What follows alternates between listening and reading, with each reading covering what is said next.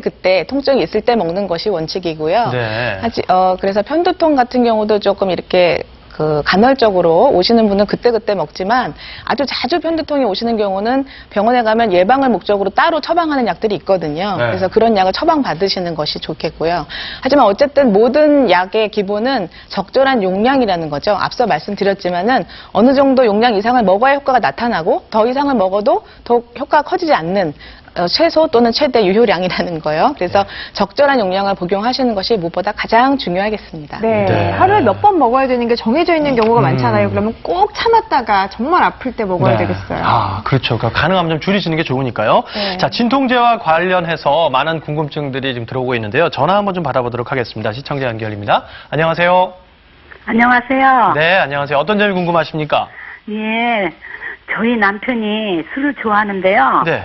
가음을 하고 난 다음 날에는 머리가 아프다며 습관처럼 진통제를 복용하는데 예. 술 마신 후 진통제를 먹으면 간이 손상이 오고 몸이 좋지 않다는 말을 제가 들었거든요. 아하. 진통제 과연 괜찮을까요? 그게 네. 너무 궁금해요. 아, 술 드신 다음에 습관적으로 진통제를 아침에 머리가 아프니까요.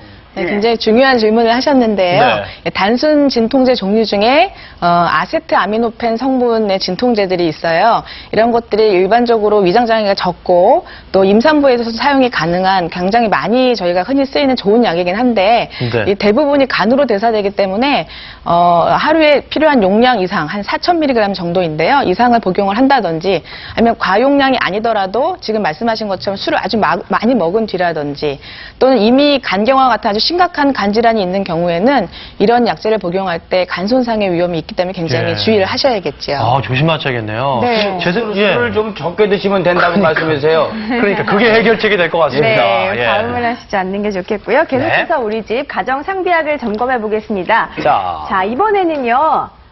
파스를 한번 살펴볼게요.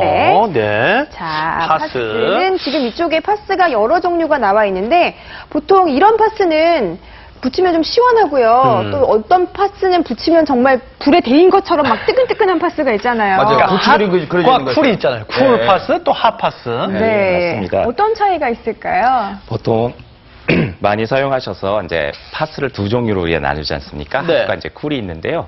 그건 안에 들어있는 성분에 따라서 느껴지는 차이입니다. 보통 핫이라고 말하는 건 우리가 생약 성분으로 말하면 장내라고 말하고 그 안에 캄포라는 성분이 있고요. 네. 또 생약 성분 중에 우리가 바카향에 멘솔이라는 분이 들어가 있으면 아주 시원하게 느껴집니다. 네. 두 약이 다 어떤 염증이나 통증을 경감시키는 데는 큰 차이가 있지는 않습니다. 그래서 큰 구분은 없지만 특히 우리가 핫파스를 즐겨 쓰게 되는 이유는요. 핫은 주로 어떤 통증이 약하거나 아니면 오래 지속되는 만성 통증에 많이 사용하고요.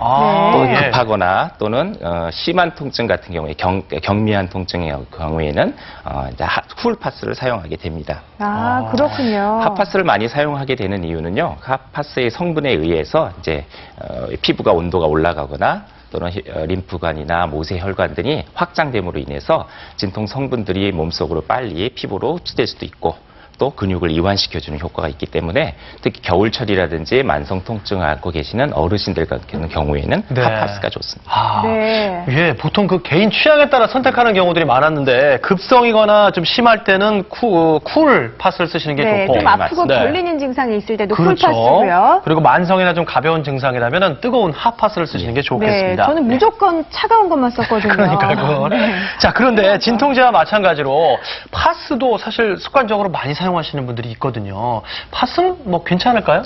냄새 좋아하시는 분들도 있잖아요. 역시 이것 괜히 냄새 맡아도 시원해져. 네. 네, 역시 이것도 마찬가지로 당연히 많이 쓰면 좋지가 않겠죠. 네. 일시적으로 통증을 완화시키는 목적이지 근본적인 치료가 되지 않는다는 거죠.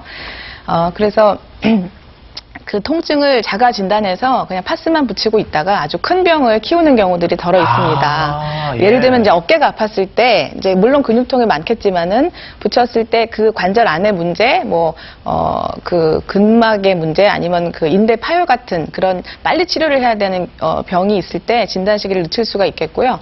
또 허리 같은 경우 물론 뭐 근육통이 제일 많겠지만 많이 알려져 있는 디스크나 척추관 협착증 또 심지어는 전이된 암이 있는 경우도 있기 때문에 네. 정확한 진단 치료를 받아야겠고요. 아. 또 무릎도 뭐 관절염, 퇴행성 관절염이 제일 많지만은 또 간혹 류마티스성 관절염 같은 경우는 관절이